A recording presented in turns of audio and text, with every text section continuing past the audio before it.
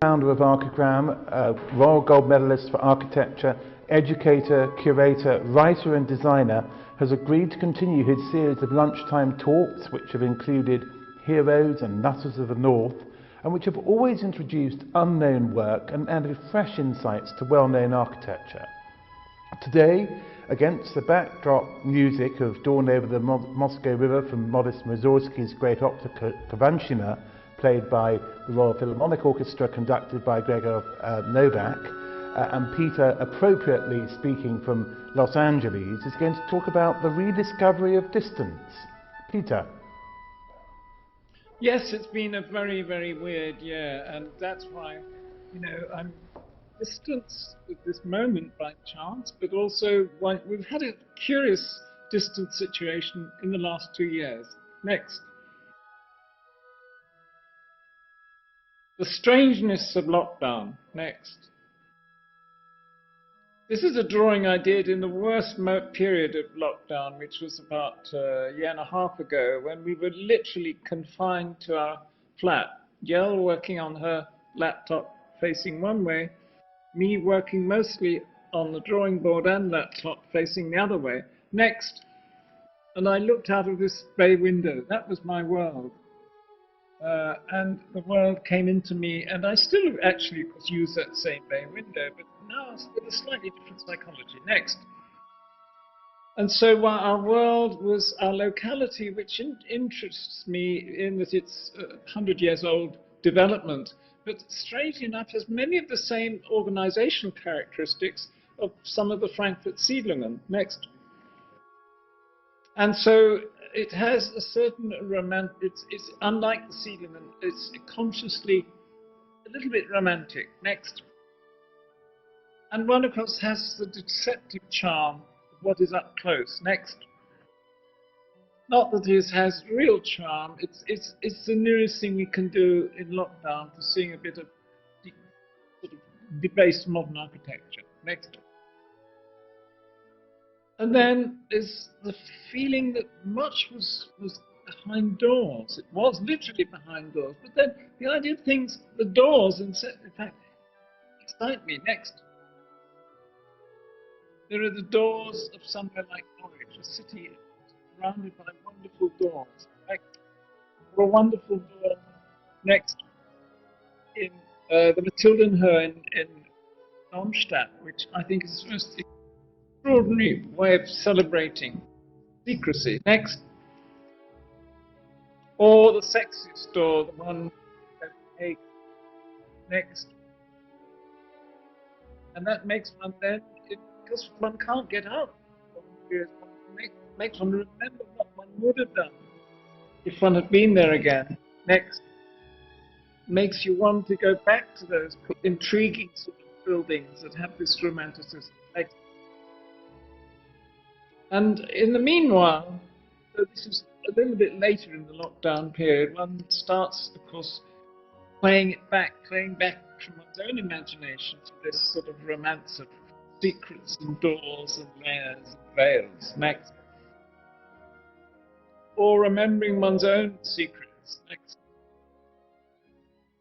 And remembering, and we can show these 3 in a row, the detail of things, coming close into buildings of one's memory of one's travels.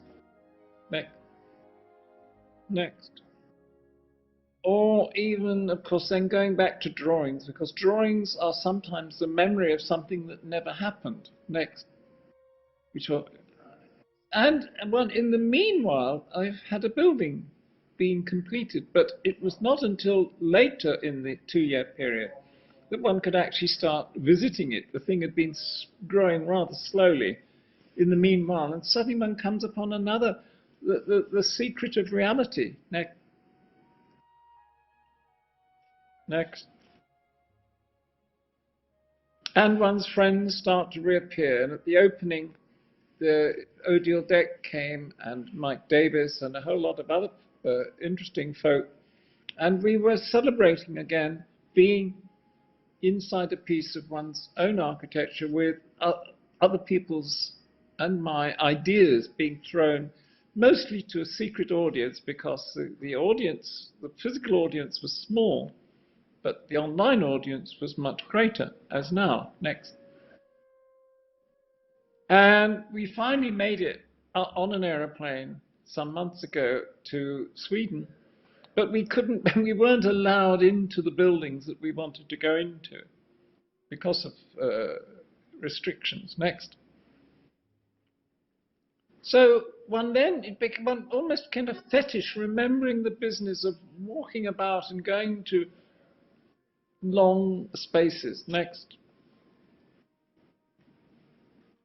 One's favorite garden spaces. Next. And wondering about this business of distance, is it this, the gradual release from constraint made one hyper aware of the idea of distance and also time. Next. And I'm fascinated by this. Here, just sort of interesting example that I love when I go there, which is this little summer palace of the King of Norway on a posh peninsula, but you generally don't get near it. And perhaps it's not even terribly brilliant architecture when you would get near it, but the notion of this romantic thing, distance, and fairly inaccessible unless you take a long detour.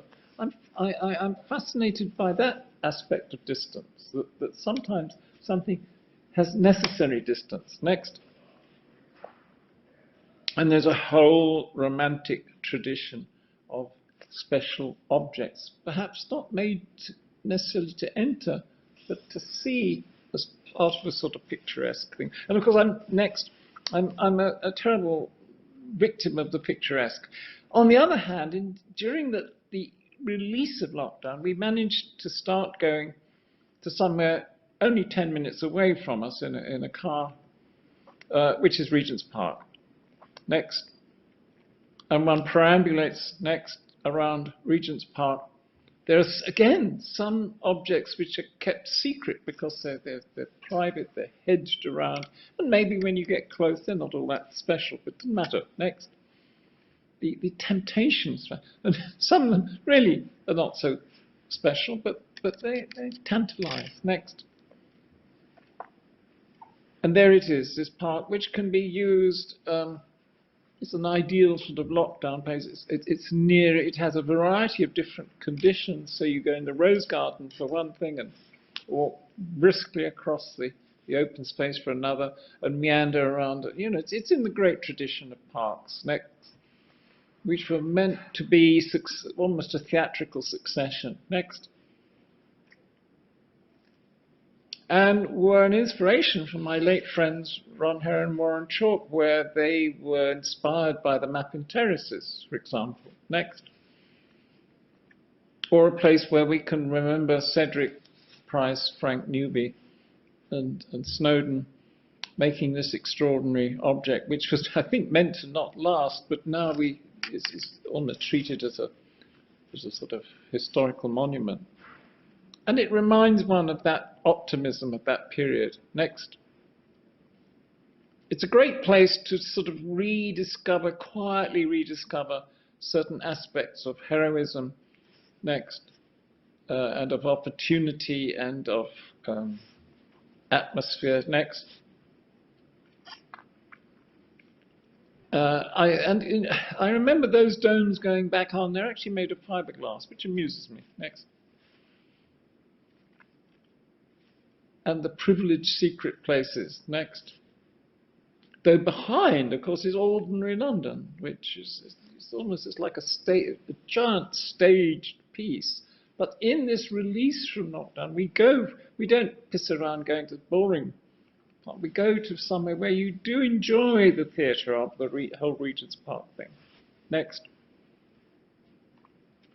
And of course, as one started to mosey around, then you start to remind yourself of the whole experience. You remember the full-on modernist experience of, say, Rio. Next. Through the less exceptional modernism around the edge of Regent's Park. And one reminds oneself, as one starts to move back into London again, that there is a continuing sort of mediocrity of apartment buildings. Next. And of course, the return of the streetery. Camden has this streetery policy, and of course, perhaps one of the poshest streeteries is the one in Belsize Village. And it was amazing when there started to be back a buzz of people. The buzz was amazing. And again, it's a piece of theatre that's in that little triangular space. The relatively, not vast numbers of people, maybe 100 or so. It resonated against the walls. It was very exciting. Next. And it makes one aware of that. But also, there's this business of being re-aware of distance makes one also re-aware in a way, as an older person, the distance of time. So we start to wander around Hampstead, and, this building next was a repository of an enormous group of people, and it was 87 years ago that this started. And one likes to ask oneself, what has happened architecturally in that 87 years? Have we actually moved forward at all? Next. And one again, as you move slowly back into the world, you're still using local things that you see as references. And one sees sort of those sort of second-rate English architects looking at Mendelssohn and then sort of being a bit constrained about it. I was fascinated by, as the late Cedric Price used to say, Peacock likes second-rate architecture. I think it's sort of true. I find it stimulating because you grapple in your head with the idea of, what followed, what fed through from the really definitive to the sort of day-to-day. Next. And of course, another walk, as one started to do sort of 3 kilometre, 4 kilometre, 5 kilometre walks just to keep one's legs moving. One of my standard walks was to go around down to Alexandra Road, which is probably less than a kilometre from where I live, and remind myself of what that meant in relation to the history of architecture. Next. Oh, I think that's Eldred Evans in an old photograph there. Next. And remembering when certain people lived in that place, and one had actually sniffed around the interiors, which are really of the period rather good. Next. And then one starts to ponder upon the secrecy of London, that certain friends, the late Ron Heron and then Ron Arad and Peter Wilson, have done special things in rather secretive places in London. And one can also observe that released elsewhere, that Ron Arad does when he gets to Holon, which is near Tel Aviv, is able to sort of burst out at the corner. And Peter Wilson, actually contemporaneously with the London House, was also being much more exuberant in Tokyo. Next. And of course, you then grasp onto things. You remember sort of stories. You remember certain people and what they were looking at when they did these buildings, which are in my immediate locality. So one can, next, use the locality to reinforce the discussion. But my God, you miss the exotic. And I think I always feel that Oporto is one of the daftest, wonderfully daft cities. Look at it. Look at that thing that disappears into nowhere. Next.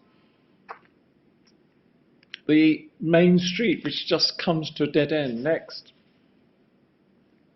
The exotica of the buildings, which draw from every known European tradition, all combining in as a port city. Next. And I love the bridge on the bridge. I love it.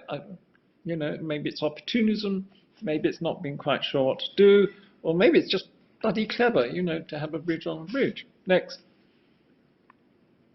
And the fact that Oporto encourages the eccentric architecture, the eccentric staircase, and Rome, one of his most perverse but rather brilliant moments, etc. Next.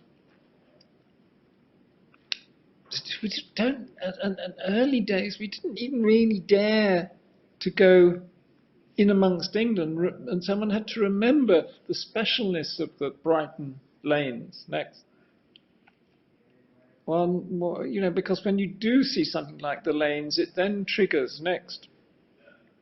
The Brighton lanes, next, trigger memories of Cadiz, this incredibly narrow, I mean, a whole city of narrow streets.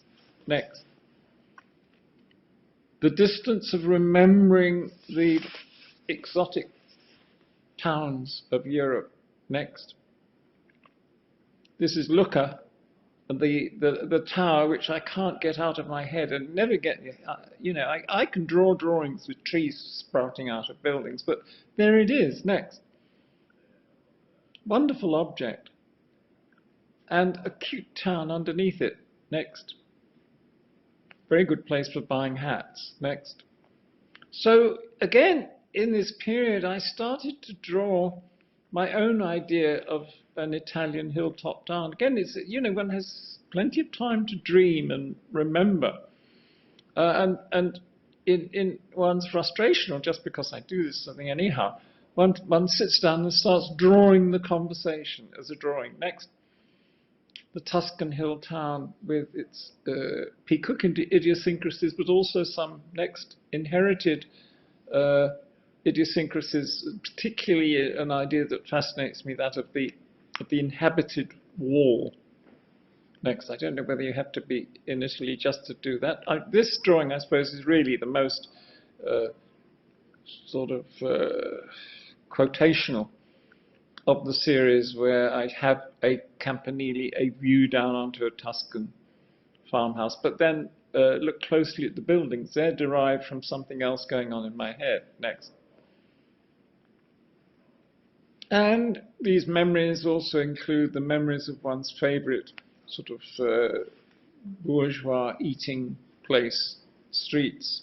Next. Itching to get back into Europe. This memory of distance makes one then aware, as one starts to travel again or move around again, next, of the idea of top and tail. We have now the sort of exotica, if you like, of the development behind King's Cross. It has a sort of architecture of one kind at one end, next, then the whole scheme, and another architecture next at the other end. I know which one I like. Next. So there's the theatre of the heroic. Next. The skyline. Not only did I early on show that skyline just around the corner from where I live, which was part of a sort of developer's instinct for selling a certain degree of romanticism to the bourgeoisie of Lower Hampstead. Next. And the distance of time again. Next. This was, I think, 92 years ago, the Stockholm exhibition of 1930. And you can see by looking at the crowd, you get quite a strong feeling of the society of the day. There are lots of people in sort of top hats even, and so on. Next. Think of those people confronted, next, by the optimism and the heroism. It must have been extraordinary at that time. You know, how the Stockholm bourgeoisie have said, my God, you know, in their haughty Stockholm accent, what would they have said about this? Next. But wonderfully optimistic. Next. And this, my sort of dream as a first or second year student, when I came upon it I've never forgotten it. It's in my head the whole time. This thin, sailing, wispy, wonderful, heroic Paradiso restaurant of the exhibition. Next. The old person, relatively, I, of course, am not old enough to have seen it. It was pulled down before I was born, and we can only see it usually in black and white photographs. Next. Whether that gives it a more special heroism. This is a funny old photo on the right, which looks as if I think it's just a black and white tinted photograph. I don't know what the scene was in photography at that time. Next. But I don't think they had proper colour photographs. There have been people, of course, doing restorations and recreations. Next. And I asked myself, next, how far have we gone architecturally? You could show this in this week's AJ, and people would say, "Oh yes, this is a new, yeah, great use of timber, blah blah blah," and that is 1930. So the distance of time is a bit scary. Next, what has happened? Next, a detachment for some months and years makes one very aware of this question of time. Next. And of space. I would like to think that the coming year would be as amazing as what I would call the watershed year of 1928. Next. Next. Next. Next. Next. Next. Next. That all happened in 1928. Next. So the encouragement of dreams, what is that? Next. To go finally back to Stockholm and back to Stowe, you can't beat actually being there. Next. However much one, and maybe even to go to somewhere as far away as Cordoba, Argentina, which is full of strange, lovely objects. Next. And to Edinburgh. Next. Where, when you get to the detail of it, it has its own exoticness. Next. Or to well, we actually did go to Tel Aviv, our first aeroplane journey with a special dispensation to allow me to give a lecture, and seeing one's first audience after about a year or a year and a half was weird. And the kiosk, my favorite kiosk, was still rolling away, still with the queue outside in the middle of the night. Next. And my favorite Tel Avivian escapist object, this little antique shop in amongst all the hurly-burly of a dusty modernist street. Next. Next. And to observe that it becomes even more a scooter city than it was even 2 years ago. Next. And to return to Copenhagen very briefly. Next. So we are out and about, and one has in one's mind, of course, always a connection between the last slide, something like that, which is a purely functioning object for the port, and mysterious concoctions in the history of the last 100 years of architecture. Next. Memories of Wolfprick's building in Munich. Extraordinary things happening. You wouldn't believe unless you go there and you see it. Next. And memories of the idea of the red sky behind a project, which I borrowed from Peter Smithson's drawing. Next. And started to use myself very much. And drawing new drawings of imagined landscapes with strange insertions. Next. Detachment. Next. I think can be useful. This is the last drawing finished a week ago. And next and final slide, anticipating a further, assuming the new virus doesn't get in the way, when I return from LA after a few days, we will be going to Louisiana Museum in Denmark, where I have 110 drawings, some of them done during the lockdown, but not all, some done into the old sort of history right back to archigram. And I invite you, any of you sitting out there, to come to Louisiana on the 20th of January. That's the last slide.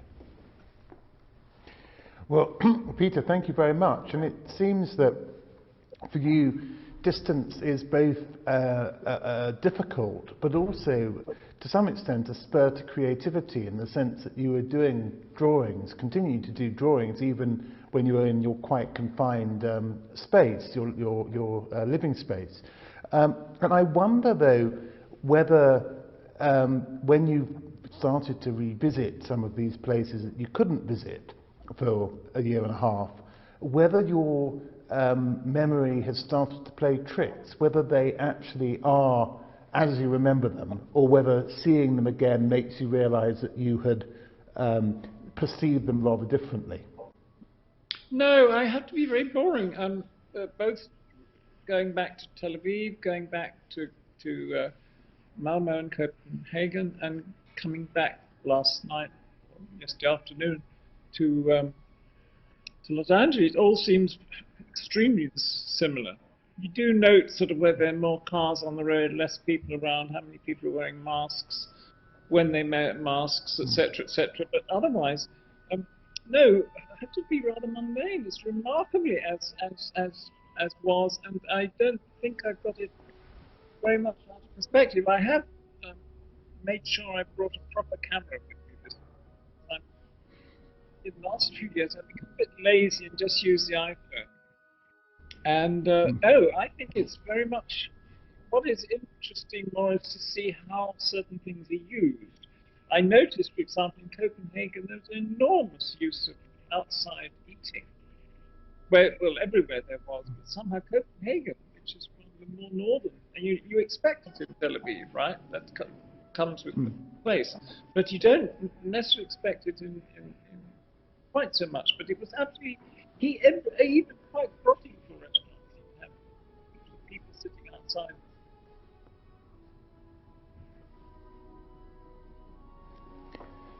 Yeah, excellent.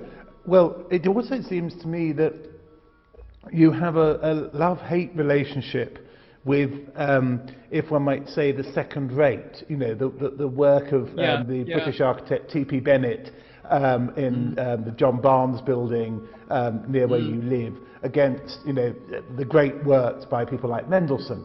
And that set in itself sets up a difference, even though, I mean, there's a difference in space, obviously, between what Mendelssohn was doing in Germany and London, but not much difference in time. But there's a difference in imaginative skill, and that, perhaps, is the fertile territory that you inhabit and you transform. Yes, I think that what one is always struck by is in the, say, non-British examples, there's a tendency for them to be full on. There's a decision made as to what the architecture is going to be, and it really does it. Obviously, the T.P. Bennett stuff, which I not only live in that building, but I'm very aware of the other buildings done by T.P. Bennett, which all run from sort of Baker Street up through St. John's Wood, up to where I live. And you can see that there were some of them where Bennett's eyes were a bit nervous. John Barnes building was good bits, and I remember telling us who worked in that office that I found them quite, and he said the guy that did them is still alive. There was some assistant who'd actually done that building, which I never met him, but that was interesting to think of. And I'm always also of course aware of how much the public can take in of this stuff. That certain publics can be convinced that what's going on is great. Other publics are sort of inherently resistant. And I guess if the John Barnes store was selling the right kind of beds and potatoes, whatever, they took the slightly modernist architecture as it came. Because as soon as you got to the housing bit that comes up the top, the temperature drops. Mendelssohn is wonderful and was very good at, I think, selling a quick idea. One of the most fascinating bits of Mendelssohn is the sort of nearly Mendelssohn building in Oslo, which I think he was there for about 6 days, got a couple of locals in and said, we could do it like this, and left. And you can see it's the Mendelssohn idea with slightly, what do I say, finicky Nordic detailing, That's things like that intrigue me. That's what I think is how much.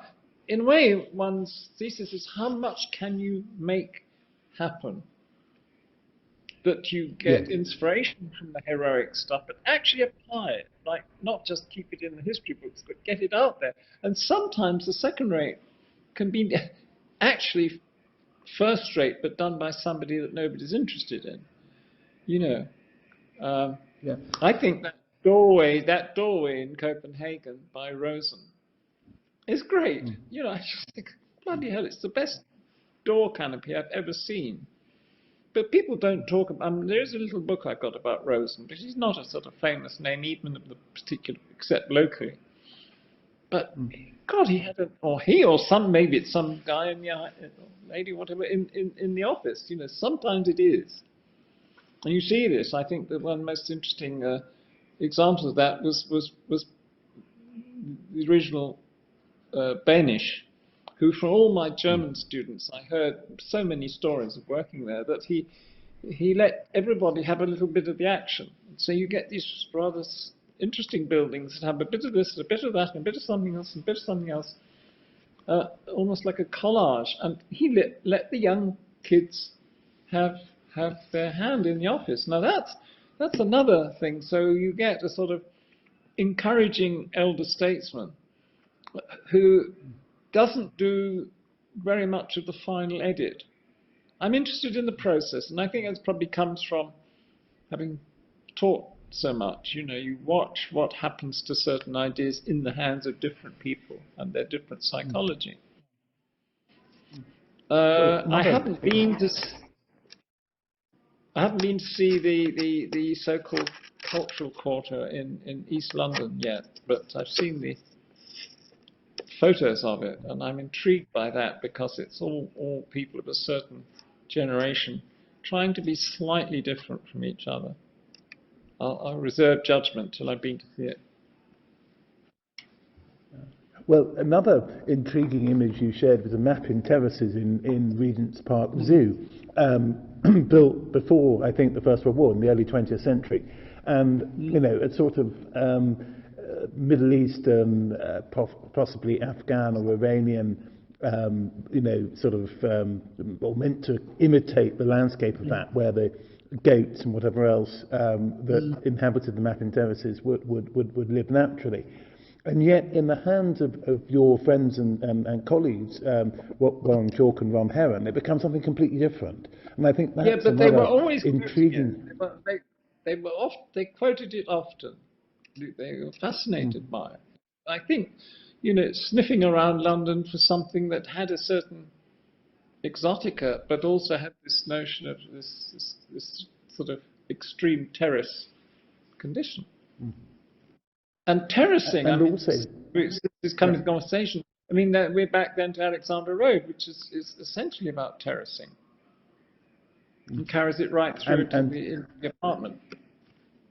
And Alexandra Road gives the impression of being very regimented. It's a very regular shape. As I understand it, the apartments don't vary very much, although I think you're absolutely right. They are very decent interiors for the time and constraints that are imposed on budgets and things.